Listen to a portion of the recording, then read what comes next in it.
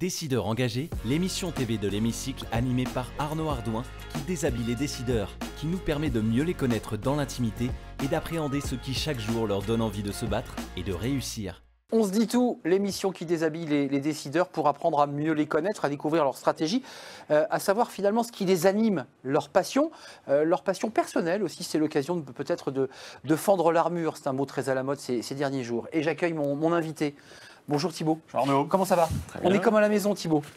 On pose le manteau et puis on se dit tout, enfin on essaie. Oui. Comment ça va? Pleine forme. Je suis très très heureux de vous accueillir Thibaut parce que Thibaut Langsade évidemment, président directeur général du groupe Lumines. Alors c'était le groupe Jouve parce qu'on se connaît depuis un certain temps et je vous ai souvent présenté évidemment sous l'étiquette Jouve et puis vous avez changé de nom, on va en parler. D'abord un petit mot sur vous, votre parcours, votre histoire. Je me suis laissé dire que vous auriez pu, si vous n'aviez pas été à la tête d'une entreprise française à l'international, vous auriez pu devenir député, ministre. J'ai le sentiment que vous êtes attiré par la chose publique. Je me trompe? Incontestablement, il y a un engagement pour la cité et je le montre d'ailleurs par mon engagement patronal, par les positions que je peux prendre, notamment en ce moment sur le dividende salarié, avec la mission que m'a confiée le gouvernement. Et dans mon parcours entrepreneurial, j'ai un engagement qui est fort. Alors, est-ce que c'est un atavisme familial, on va dire, qui se transmet de génération en génération? Mais mon équilibre, je le trouve ainsi, c'est-à-dire évidemment dans cette dynamique entrepreneuriale, qui est le sel de la vie, mais qui doit être complété par un engagement que j'ai eu pendant 5 ans au MEDEF, que j'ai eu pendant au travers d'associations comme Pacte PME, les déterminés pour l'entrepreneuriat dans les quartiers, que je continue aujourd'hui au travers de cette mission gouvernementale sur l'intéressement et la participation. Ça fait partie d'un équilibre. Je pense que le chef d'entreprise, il a la facilité d'être la tête dans le guidon. Il faut aussi qu'il puisse s'oxygéner. Alors, il y a différentes façons de s'oxygéner.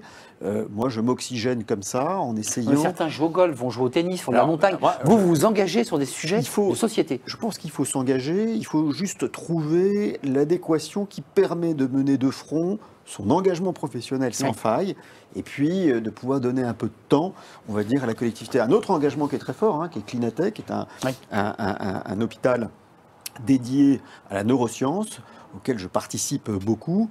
Ben voilà, ça me permet d'être au contact de gens absolument fantastiques, de participer à la lutte contre Alzheimer et à la tétraplégie. Ça fait partie de mon oxygène. Juste un mot, et on va parler de Lumines et de votre action sans faille, parce que je reprends vos mots, dans votre entreprise. Vous voyez où dans 10 ans, comme dirait la chanson de Bruel, sur la marche des grands hommes? En question, ce qui est compliqué, c'est qu'il y a 30 ans, donner une projection des carrières qui était assez mathématique, s'il n'y avait pas de difficultés ou s'il n'y avait pas d'embûches. Là, à 10 ans...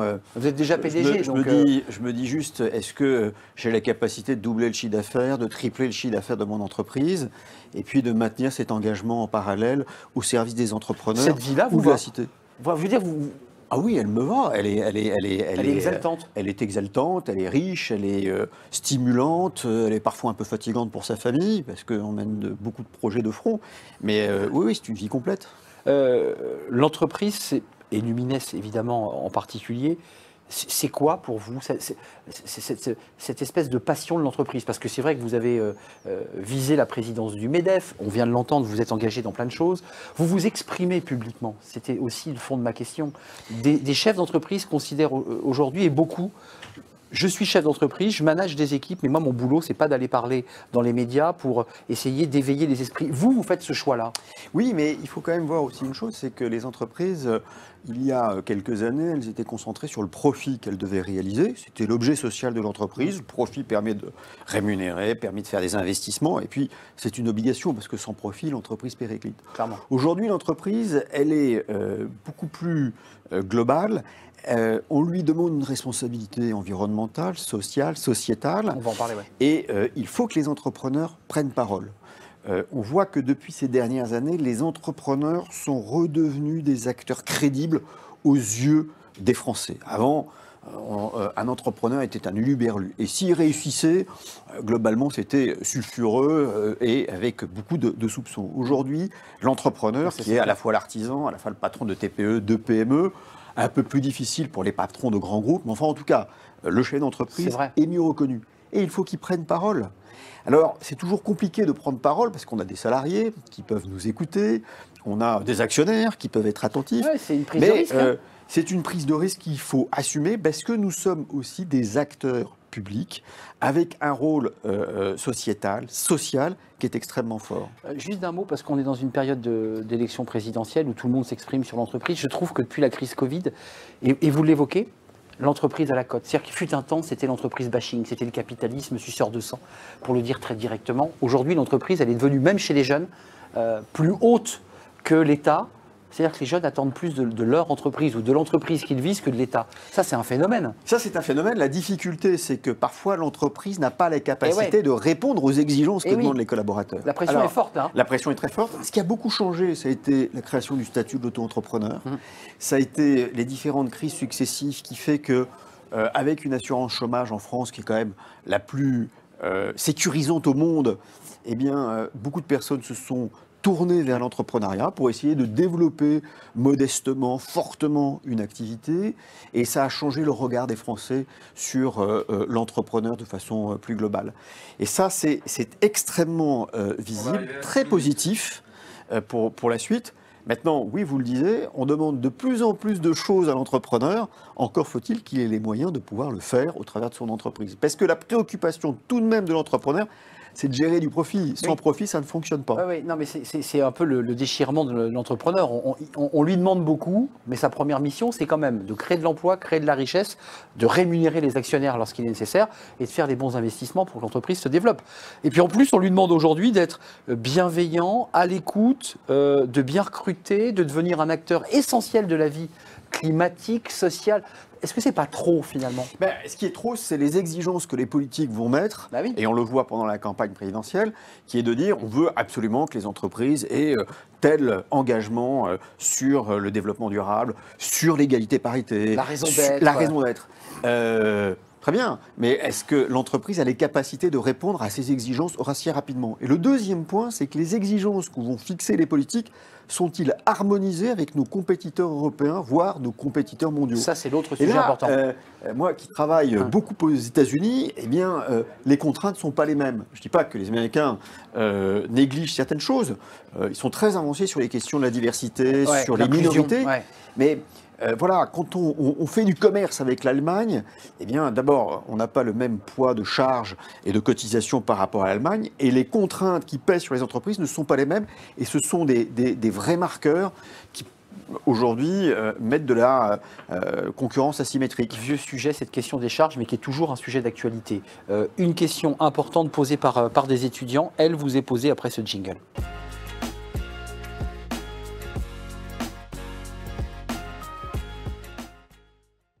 Question d'un étudiant, Thibault Langsat. Comment faites-vous, et vous l'avez évoqué, donc vous avez déjà fait cette réponse, comment vous faites pour donner corps à ce mot RSE ? Parce qu'aujourd'hui, non seulement il faut lui donner corps et sens, mais vous avez des indicateurs de contrôle.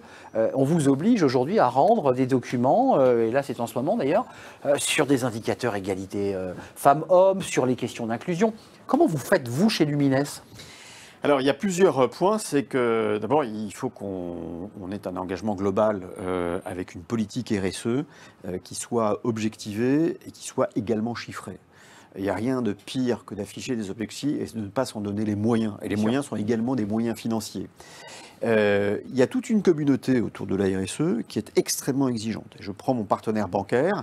Globalement, je ne citerai pas la banque, elle me dit, si vous n'avez pas entamé une démarche RSE depuis 3 ans, si vous n'avez pas entamé une démarche de digitalisation depuis 3 ans, et si vous continuez, ce qui n'est pas notre cas, à vendre dans le secteur de l'énergie fossile, enfin que vous êtes dans le secteur de l'énergie fossile ou de l'armement, on ne vous financera plus. Et c'est une grande banque parisienne qui vous le dit.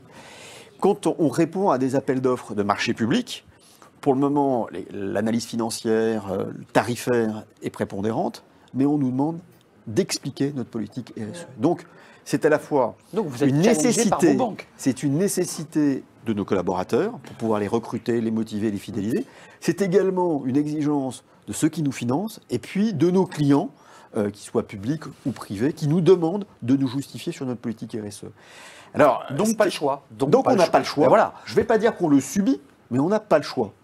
L'autre point, c'est qu'on détermine des moyens financiers pour mener à bien cette politique.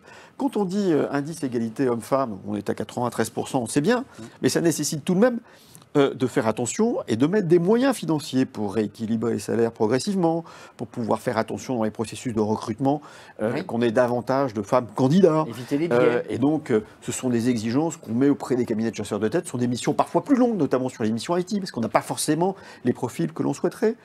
Sur la mobilité, là, ça nécessite de mettre des moyens complémentaires. C'est très simplement en disant, est-ce que vous nous financez le vélo, la trottinette? Comment vous financez le covoiturage? Là, c'est les collaborateurs qui vous challengent, d'ailleurs. Et là, c'est les collaborateurs qui nous challengent. Et on ne peut pas tout faire tout de suite. Alors, c'est toujours facile de montrer les entreprises qui ont plus de moyens en disant, vous avez vu, telle entreprise, elle va beaucoup plus vite. La RSE est une partie, pour moi, c'est vécu comme une partie de frustration parce que je n'en ai pas les moyens qui permettraient d'aller beaucoup plus vite. Mais nous faisons beaucoup de choses. Ça passe aussi par beaucoup d'engagement des collaborateurs en temps extra-professionnel. Oui, on leur donne leurs moyens. On essaie de promouvoir engagement associatif. On promeut beaucoup l'engagement dans la réserve militaire. On prend en charge des jours de congé, on prend en charge la mutuelle des collaborateurs qui souhaitent s'engager. Et donc, c'est un florilège de multiples initiatives que l'on a, avec beaucoup d'engagement, on va dire, local, territorial, pour matérialiser notre ancrage. Dernière question et avant-dernière question, parce que c'est la question des startups. Juste après ce jingle, leur rôle, leur place et l'importance des startups dans notre modèle économique.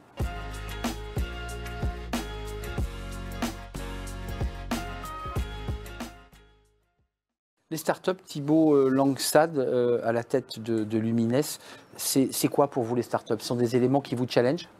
Alors, ce sont des éléments qui nous challengent, mais on est dans un contexte qui est très particulier. C'est sur la valorisation de ces entreprises qui sont devenues astronomiques. Et donc, on les regarde comme des outils un peu hybrides. Alors, les licornes, elles ne sont plus des startups. Elles sont des vraies entreprises. Mais j'ai envie de retourner le problème. Je pense que nous devons procéder de la même façon que les Américains procèdent. On peut copier de temps en temps les Américains, pas surtout, mais là on peut les copier. Sur ce qu'ils ont fait depuis plus de 50 ans et qui fonctionne bien, c'est le Small Business Act, qui permet pour des grandes entreprises de pouvoir les embarquer sur des marchés publics de façon aisée et simple. J'ai gagné un gros contrat aux États-Unis, 1,4 milliard. J'ai 20% de ce contrat qui doit être fléché sur des TPE et des PME américaines. Je n'ai pas le choix. Donc, c'est le gouvernement américain qui me donne cet argent et je dois flécher. Alors, c'est pour du recrutement, c'est pour des prestations informatiques, c'est pour achat de matériel.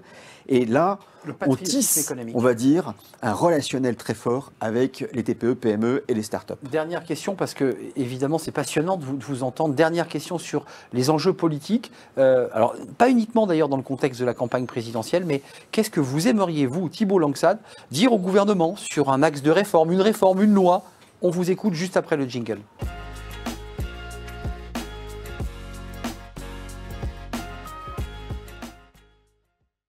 Ce qu'on peut tout simplement exprimer, on va dire, aux personnes qui vont nous diriger dans quelques semaines maintenant, c'est de la stabilité. Nous avons besoin de stabilité. On comprend les difficultés que peut avoir notre pays, mais les entrepreneurs ont besoin de stabilité. Et enfin, ce qui me semble être absolument nécessaire, c'est de la simplification. On est embourbé dans l'ensemble de nos lois, décrets et normes. C'est un vieux serpent de mer, il faut le prendre à bras-le-corps. Chaque gouvernement a eu sa volonté de tendre sur la simplification. C'est un chantier prioritaire auquel les politiques doivent maintenant prendre en considération.